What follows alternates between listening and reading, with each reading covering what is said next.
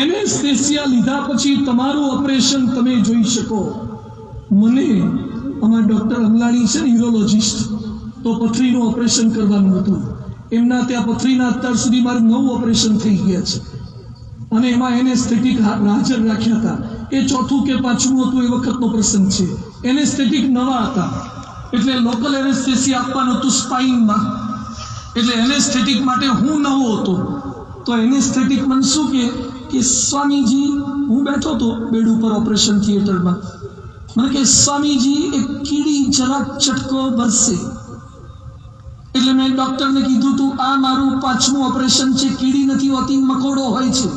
તમે તમારે આપો, તમારું પહેલું છે મારું, પણ મારે 5મો એનેસ્થેટિક ડૉક્ટર છે, કીડી નથી હોતી, મકોડો હોય છે. સ્પાઇનમાં સોય ઘૂસે એટલે તો ભારે વેદના થાય. તે ડૉક્ટર અમલાણી સામે ઊભા હતા, એમનો એપ્રન બેપ્રન પહેરીને, અને મારા પગ નીચે હથોડી અડાડ્યા કરતા હતા, ચેક કરતા હતા. મેં કે શું કરો છો? મને કે ખોટું થાયની વાત જોઉં છું. ડૉક્ટર સર્જન હોય, MCH હોય તો પણ એનેસ્થેટિકે એનેસ્થેસિયા આપ્યું હતું સ્પાઇનથી, એટલે નીચેના પોર્શનનું જ હતું. યુરોથ્રા થ્રુ યુરોટ્રોસ્કોપી કરવાની હતી એટલે ડૉક્ટર રાહ જોતા હતા તો મારો પગ ગલી પછી થાય, હેમર ટચ કરે. એટલે પછી મેં કીધું કે હવે ખોટું થઈ ગયું, કરી નાખો, ખબર જ નથી પડતી. મારું ઓપરેશન મેં જાતે જોયું. અરે કેટલાકની ઓર્થોપેડિક તો પગ કાપે ને, તમારો કપાયેલો પગ તમે જાતે જુઓ, બ્લીડિંગ પણ દેખાશે પણ વેદના નહીં અનુભવાય, કારણ કે ખોટું કરી નાખ્યું છે. મેડિકલ સાયન્સ સ્પાઇનમાં ઇન્જેક્શન આપીને એના ટ્રાન્સફોર્મેશનને, ટ્રાન્સપોર્ટેશનને ખોટું કરે છે. અધ્યાત્મ એ સાચી સમજણ આપીને વિચારથી ખોટું કરી નાખે છે, વિચારથી ખોટું કરી નાખે. એકના એક દીકરા મરી જાય છતાં દુઃખ ન થાય, અકસ્માત થાય છતાં દુઃખ ન થાય. અમે ગાડી લઈને જતા હતા અને એક્સિડન્ટ થયો, એમાં છોકરો બૂમો પાડવા માંડ્યો, બોલે કે મારો હાથ ભાગી ગયો. ફ્રેક્ચરનો દુખાવો તો બહુ જ થાય, તો બૂમો પાડતો હતો, પણ તાત્કાલિક કરવું શું? એટલે એને છાનો રાખવા માટે મેં શું કીધું, મેં કીધું તારે તો ખાલી ફ્રેક્ચર થયું છે, 2 તો ગુજરી ગયા. મને કે હા આવું થયું છે, તે ગુજરી ગયેલા જોયા, લોહી લોહાણ તો શાંત થઈ ગયો. આપણો દુખાવો ઓછો નથી થયો પણ કોકનો વધારે દુખાવો જોઈ ગયા ને, એમાં દુખાવો બંધ થઈ ગયો. તમારું રિઝલ્ટ ખરાબ આવે ને તો દુઃખ લાગે, પણ તમારા પછી કોકનું વધારે ખરાબ આવે ને તો તમારો દુખાવો ઓછો થઈ જાય. વી લીવ ઇન કમ્પેરિઝન. તો આજે સંકલ્પબદ્ધ એ થવાનું છે, અંદરથી એવી સમજણનું નિર્માણ થઈ જશે, ભગવાન પ્રાપ્ત થઈ જશે. છેલ્લે કીર્તનમાં જોડાવાનું છે. અહીંયા કલાવા રોડ પર મંદિર છે, દર રવિવારે આપણા જેવા 7,000 ભક્તો ભાવિકો ભેગા થાય છે. It's a single place in Rajkot જ્યાં 7,000 લોકો ભેગા થતા હોય. આ કથામાંથી એવું નથી કહેતો કે લાખ રૂપિયા આપીને જજો, 10,000 આપીને જજો. 1 રૂપિયો પણ ન આપો, કોઈ જરૂર નથી, પણ આટલા કલાકોથી વાતો કરીએ છીએ, જેટલાને વ્યસન હોય એ વ્યસન મુક્તિનો સંકલ્પ કરીને જજો, વ્યસન મુક્તિનો સંકલ્પ કરીને જજો. જેને પોતાના મા બાપને કાઢી મૂક્યા હોય એ મા બાપને પાછા લાવીને જોઈન્ટ ફેમિલીમાં રહેજો. જેને સાસુઓના ઝઘડા હોય અને અબોલા થઈ ગયા હોય એ માફ કરી દેજો, માફ કરી દેજો, જતું કરજો. જે કંઈ ખોટું કર્યું હોય એની બીજા કોઈ આગળ ભૂલો માફી ન માગો તો ભગવાન આગળ તો એકવાર માફી માગી લેજો, એ માફ કરી દેશે. ભગવાન આગળ માફી માગી લેજો, એના બનીને થઈ જજો. એક બાઈક ઉપર પતિ આગળ બેઠા હોય, પત્ની પાછળ બેઠી હોય, વચ્ચે છોકરો બેઠો હોય અને પાછળ એક નાનકડા છોકરાને તેડ્યો હોય, એમાં બમ્પ આવે, રોદા આવે. નાનકડો છોકરો એની માને પકડતો નથી, છતાં એ મલકાતો હોય છે ને નિશ્ચિંત થઈ ગયો હોય છે, એ મોજમાં હોય છે. કેમ મોજમાં છે? ટ્રાફિકની વચ્ચે, પોલ્યુશનની વચ્ચે, બમ્પની વચ્ચે એની મા તો અડધી તો એક હાથે છોકરાને ચાલ્યો હોય, એક હાથે હીરો હોન્ડાનું કે હોન્ડાનું કેરિયર પકડ્યું હોય છે.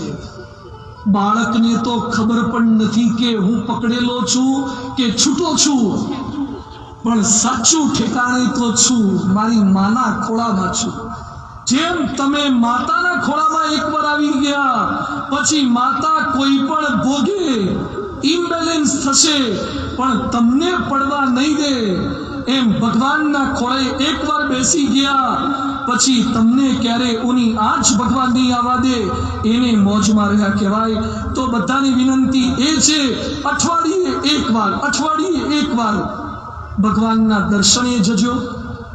રોજ દર્શન, રોજ ભગવાનની ગરબા તો પૂજા, ભગવાનને થાળ, ગીતા, ભાગવત, રામાયણ જે કંઈ હોય વાંચીએ, પરિવારના સભ્યો સાથે એક સમયે બેસીને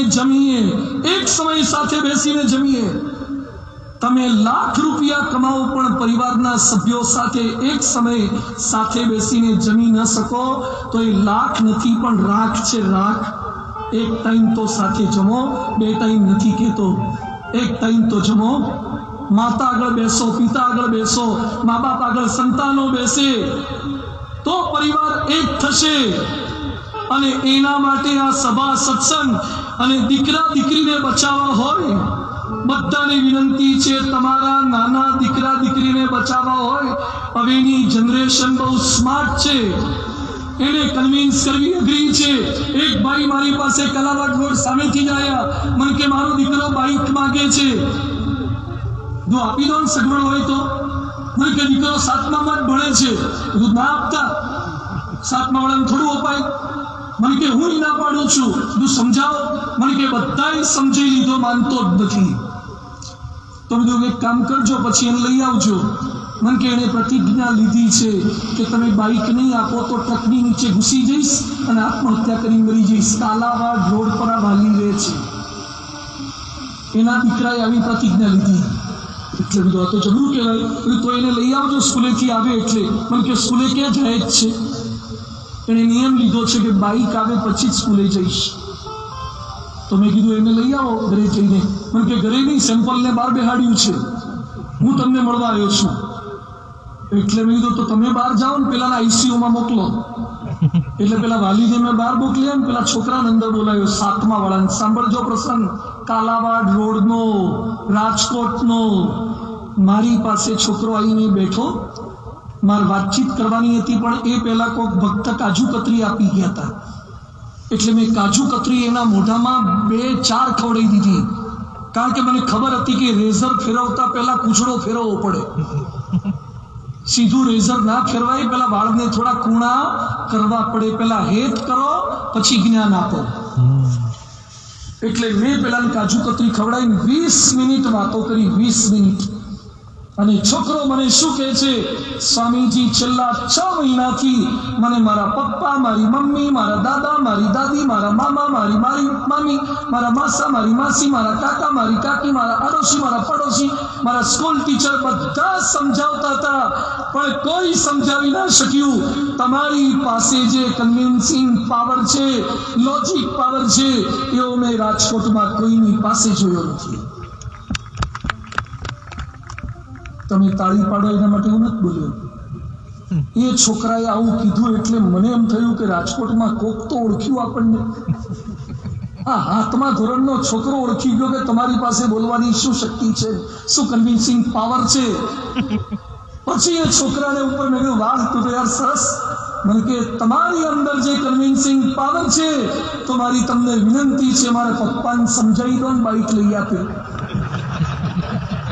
ડોબા 20 મિનિટ આના માટે કાઢી હતી, 4 કાજુ કતરી ખાઈ ગયો હારા. આ નવી જનરેશન સુપર સ્માર્ટ છે, સુપર સ્માર્ટ. એ લોકો અંદરથી જ ડાઉનલોડ કરીને આવે છે, એને પ્લે સ્ટોરમાં જવાની કોઈ જરૂરિયાત નથી. એટલે આપણે એને સમજાવવા માટે હું તો વિનંતી કરું છું, તમે જે ભગવાનને માનતો એ ભગવાનને માનો, પણ તમારા દીકરા દીકરી નિર્વ્યસની થાય એના માટે BAPS સ્વામિનારાયણ મંદિરે સભામાં આવજો. દર રવિવારે સાંજે 5:30 થી 7:30 તમારા દીકરા દીકરી માટે આવજો. બીજી વાત, તમારા દીકરા દીકરીને સારું ઠેકાણું મળે ને એના માટે પણ આવજો. ત્રીજી વાત, તમારા દીકરા દીકરીનું છૂટું ના થાય ને એના માટે પણ આવજો. તમારા દીકરા દીકરી ક્યારે હત્યા કે આત્મહત્યા ના કરે એના માટે તમે આવજો. તમારા દીકરા દીકરી તમને ક્યારે વૃદ્ધાશ્રમમાં ના મોકલે ને એના માટે તમે આવજો. અને મર્યા પછી ભગવાનના ધામમાં જવું હોય તો આવા સાચા સંતના સમાગમમાં આવજો. એના માટે આ સત્સંગ છે. એના માટે સંતોને કાર્યકર્તાઓ દાખલો કરી રહ્યા છે, પ્રયત્ન કરી રહ્યા છે.